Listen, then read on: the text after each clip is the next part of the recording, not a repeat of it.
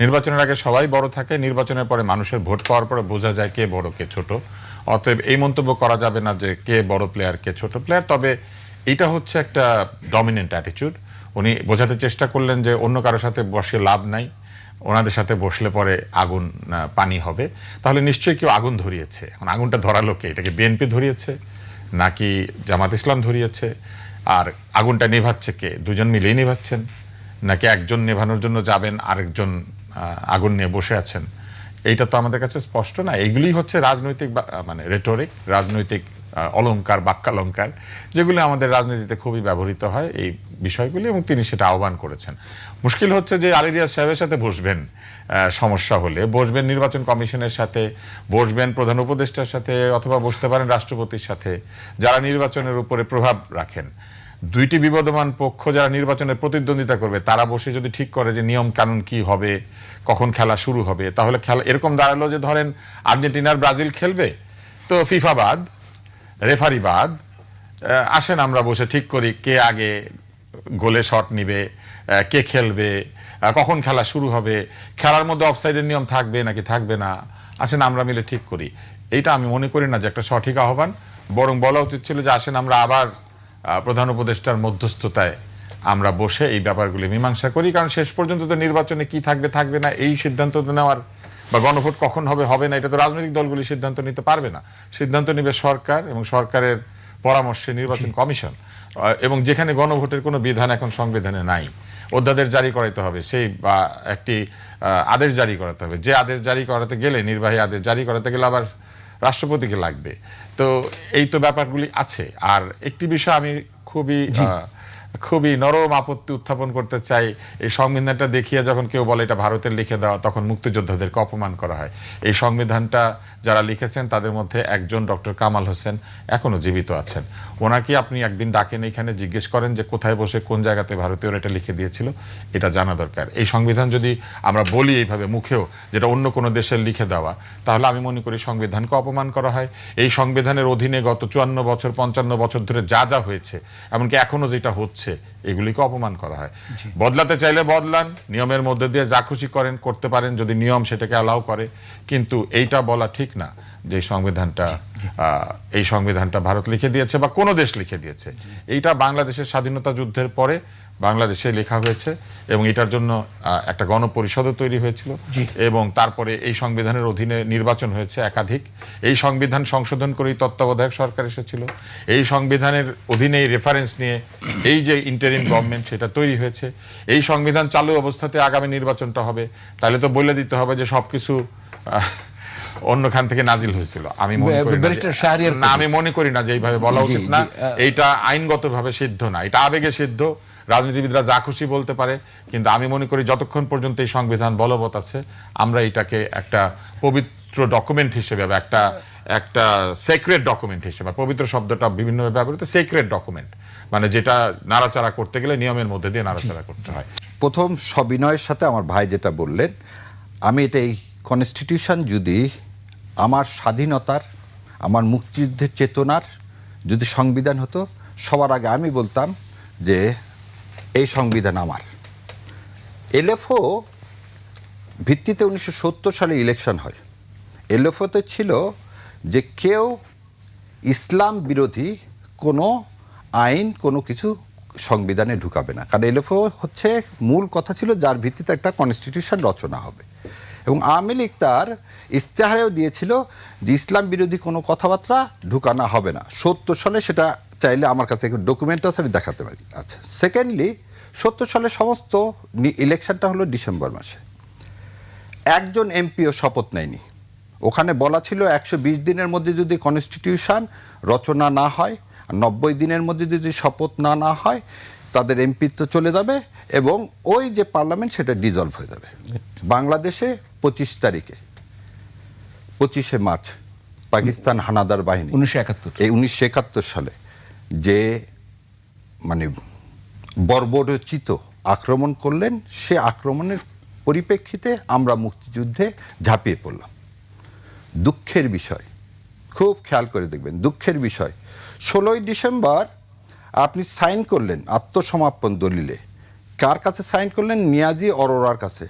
আমার এমএজি ওসমানী সাহেব কোথায়, তাজউদ্দিন আহমেদ কোথায়, নজরুল ইসলাম কোথায়, মনসুর আলী কোথায়, কামরুজ্জামান কোথায়? একটা লোককেও পাওয়া যেত না সাইন করার জন্যে। এবার তুষার ভাইয়ের কথাই বলি। তুষার ভাই বলছে সিমলা চুক্তির কথা এক অনুষ্ঠানে। সিমলা চুক্তি সাইন করছে কে? ভারত আর পাকিস্তান। আমার স্বাধীনতা কোথায়?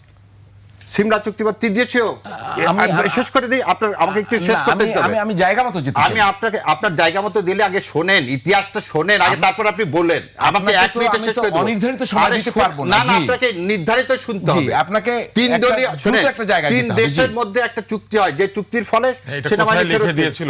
আমরা শেষ করে দিই 72 সালে এই সংবিধান রচনা করার জন্য 10 তারিখে সংবিধান রচনা করার জন্য একটা আদেশ লাগবে। 10 তারিখে শেখ মুজিবুর রহমান বাংলাদেশ আসলেন। 11 তারিখে উনি রাষ্ট্রপতি হিসাবে প্রভিশনাল কনস্টিটিউশন অর্ডার দিলেন। উনি শপথ নিলেন না। শপথ ছাড়া উনি প্রভিশনাল কনস্টিটিউশন অর্ডার দিলেন কিভাবে? যে প্রভিশনাল কনস্টিটিউশন অর্ডারের উপর ভিত্তি করে বলতেছেন গণপরিষদ তৈরি হয়েছে, সে গণপরিষদ হলো না। সেকেন্ডলি, এই কনস্টিটিউশন জুন মাসে ডক্টর কামাল হোসেন নিয়ে গেল ড্রাফট ইন্ডিয়াতে। আচ্ছা, ইন্ডিয়াতে ড্রাফট নিয়ে গেল 1972 সালের জুন মাসে। অন দ্য ওয়ে, সে কি বললো? On the way to England তিনি এই ড্রাফট দিলেন ইন্ডিয়াতে। কার কাছে দিলেন?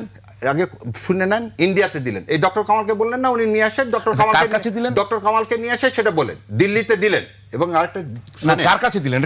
দিল্লিকে না, আগে কথাটা দিল্লি মানে কাকে? দিল্লি মানে ইন্ডিয়ার তৎকালীন সরকার প্রধানকে, ইন্দিরা গান্ধী। এই বিষয়টা বলার কিছু নাই, ক্লিয়ার? হ্যাঁ বলেন। তারপরে আপনি আসলেন 4 নভেম্বর যখন সুরঞ্জিত মানে না, তবে ইন্দিরা গান্ধী এই সংবিধানটা পেয়ে কি করলেন?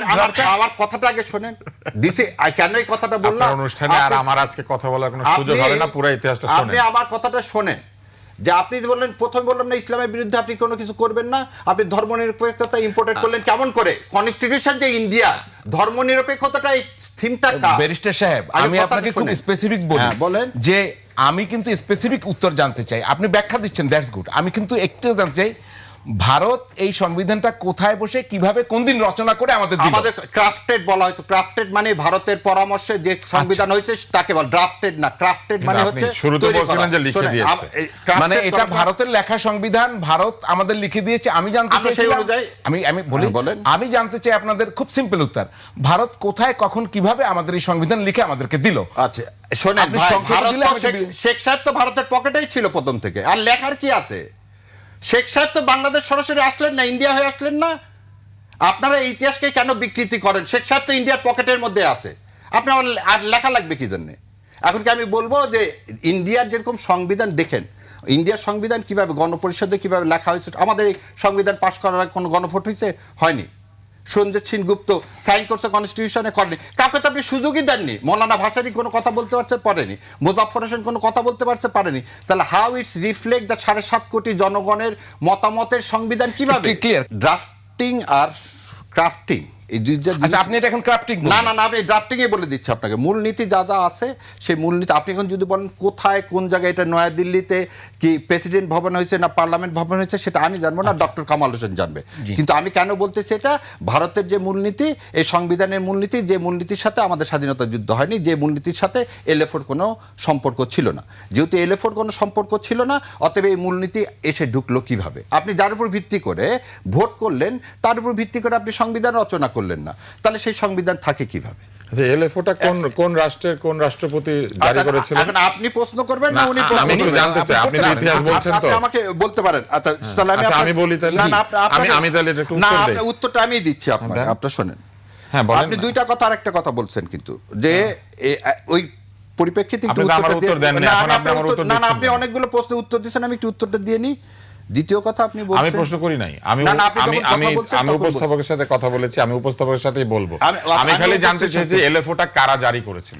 আমি সেটা আপনাকে বলছি। 1970 সালে এলএফওর ভিত্তিতে সমস্ত দলের এগ্রিমেন্টের ভিত্তিতে ইয়াহিয়া সাহেব জারি করেছিল, এবং যার ভিত্তিতে নির্বাচন হয়েছিল। এই নির্বাচনটা হয়েছিল। এখন আমি একটু শেষেরটুকু না একটু বলে দিই।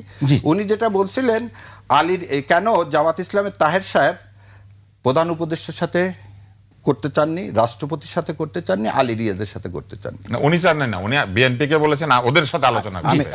আমি বলেছি যে এটা না করে ওনাদের সাথে আলোচনা করা উচিত। আচ্ছা, আমি এখন নির্বাচনের পদ্ধতি তো পতিত সরকারের পুতুল সরকার, অতএব আমরা কোনো সমঝোতার মধ্যে এই রাষ্ট্রপতিকে চাইনি, চাইও না।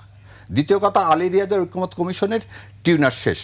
জি, তাহলে আলী রিয়াজ সাহেব এখন ফাংশাস অফিসিও, তার সাথে আর কোনো কিছু করার কিছু দুইজন বাদ। হ্যাঁ, তাহলে থাকে কে? প্রধান উপদেষ্টা। এবং আপনি হয়তো আজকে খেয়াল করবেন, প্রধান উপদেষ্টা অলরেডি প্রেস নোট দিয়েছেন, আগামীকালকে তিনি ঘোষণা করবেন কবে গণভোট অনুষ্ঠিত হবে এবং কিসের ভিত্তিতে জুলাই সনদের অর্ডারটাও কবে হবে। এই সংবিধানটা অলিখিত হয়ে গেছে।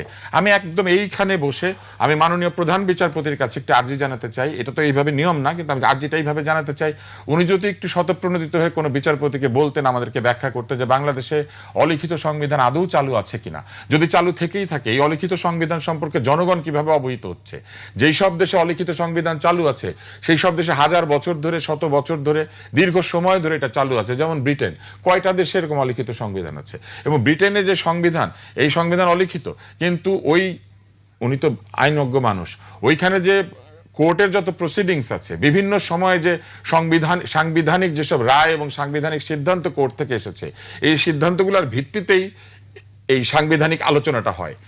লিখিত নাই, কিন্তু নজিরের উপরে স্থাপিত হয় এই এই তাদের কার্যক্রম। শেষ তো করতে হবে না। ফলে আমি এটা সত্যি, আজকে বহু বিচারপতিরা আছেন, আদালত আছে, যেই আদালত এই সংবিধানের মাধ্যমেই প্রতিষ্ঠিত, এই আদালত আমাদেরকে বলুক, আমরা জানতে চাই, কারণ জনগণ এটা জানতে চায়। আর্টিকেল 7-এ আছে সকল ক্ষমতার উৎস জনগণ। এই 5 তারিখের অভ্যুত্থানের পর, বিপ্লবের পর এই জনগণ ওনাকে বসাইছে। এই যে প্রধান বিচারপতির কথা বললেন না, সংবিধানের কোন জায়গায় আছে যে সমস্ত বিচারপতিরা পালায়া যাবে এবং সর্বময় ক্ষমতার উৎসই জনগণ, প্রধান বিচারপতি পাঠাবেন একজন হাইকোর্ট ডিভিশন থেকে? বাংলাদেশ ইতিহাসে নাই, বাংলাদেশের ইতিহাসে 106-এর কথা বলতেছেন, 106-এর সার্টিফাইড কপি পাওয়া যায়নি। 106-এ বলা আছে শুনানি করে তারপর আদেশ দিতে হবে। ওই দিন আপনারা সবাই জানেন যে 4 জনকে খুঁজে পাওয়া ছিল না, 2 জন ক্যান্টনমেন্টে ছিল। তো ক্যান্টনমেন্টে বসে আপনি শুনানি করলেন কিভাবে, আর 106 দিলেন কিভাবে? আমি তো প্রশ্ন করি আপনাকে। তাহলে 106-এর এই সরকার না, এই সরকার হচ্ছে জনগণের সার্বভৌম ক্ষমতার এক্সারসাইজ করে এই সরকারকে বসানো হয়েছে। আচ্ছা, না একটু আপনাকে আমি বলি, তাহলে আপনি বলছেন যে ওই প্রক্রিয়াটি কমপ্লিট হয়নি, কিন্তু সেটাই তো বলা হচ্ছে ওই প্রক্রিয়াটি অবৈধ। এবং তার একটা প্রমাণ দেখেন, এই সনদে কিন্তু আর 106-এর কথা বলেনি। সংবিধানে যে আমি আপনাকে দেখাই, এই সনদে 106 ইচ্ছাকৃতভাবে, ওই জন্য ওনারা সরায় দিলেন যে 106-এ তো এই সরকার না, সেই জন্য সনদে তাহলে আপনি বলছেন সুপ্রিম কোর্টের যে রেফারেন্সের কথা, চিফ জাস্টিস রেফারেন্সের কথা, সেটি হয়নি, অবৈধ আপনি বলছেন? অবশ্যই এটা আমার কথা, অবৈধ, এবং তার কোনো খোঁজই পাওয়া যাচ্ছে না। যেটা খোঁজ পাওয়া যাচ্ছে সেটা নিয়ে আপনি ওই চিলে কান নিয়ে গেছে, তার উপর আপনি দৌড়াচ্ছেন। যে আপনি শুনছেন 106, আপনি দেখতেছেন না, একটা নীল কাগজ দেখা যাচ্ছে। আপনাকে আরেকটু বলি, এই তত্ত্বাবধায়ক সরকারের হিয়ারিংয়ের সময় আমি এই অর্ডারের চাইছিলাম ওই জাজমেন্টের মধ্যে আসুক, সেজন্য সার্টিফাইড কপির জন্য আমি দরখাস্ত করছি, আজ পর্যন্ত সার্টিফাইড কপি পাওয়া যায়নি। তাহলে অর্ডার হলে তো ভাই সেটা সার্টিফাইড কপি পেতে হবে, নাহলে কি তাকে অর্ডার বলা যাবে? যাবে না আইনের ভাষায়। তাহলে 106-এর কোনো অর্ডার ছিল না। এই সরকার জনগণের সার্বভৌম ক্ষমতার সরকার।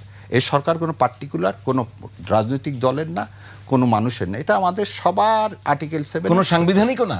এই সরকার দেখেন, সাংবিধানিক এই সরকার হওয়ার কোনো সুযোগ নেই। দুইটা জিনিস দেখেন, কেন এই সংবিধানে অন্তর্বর্তীকালীন সরকারের কোনো হওয়ার কোনো সুযোগ নেই। দ্বিতীয় কথা, অনেকেই বলে শপথ নিছেন এই সরকার এই সংবিধানকে কি করে এই রক্ষা করবেন, রাষ্ট্রপতির কাছে শপথ নিয়েছে। এই কথাটা শোনেন, এই শপথের যে বিধান আছে 4th তফসিলে, সেখানে অন্তর্বর্তী সরকারের গঠনের কোনো শপথ নেই। এই শপথটা নিছেন ওই যে বললাম অলিখিত সংবিধান, যেটা তারা প্রোটেক্ট করবে, সেই অলিখিত সংবিধান। শপথটা কি মানে দাঁড়াইলো? শপথটা মানে দাঁড়ালো হচ্ছে যে জনগণের কাছ থেকে আমি দায়বদ্ধ যে এই দেশের কার কাছে? এই যে আপনি রাষ্ট্রপতির কাছে নিচ্ছে। হুইজ রাষ্ট্রপতি তাহলে? এখন আপনাকে নমিনাল হেড কিভাবে? এই গোদামিল, এটা সেই 71 সাল থেকে এই গোদামিল চলে আসতে, বললাম তো শেখ মুজিবুর রহমান শপথ না নিয়ে প্রভিশন কনস্টিটিউশন অর্ডার দিয়ে দিয়েছে, গোদামিল সেখান থেকেই শুরু।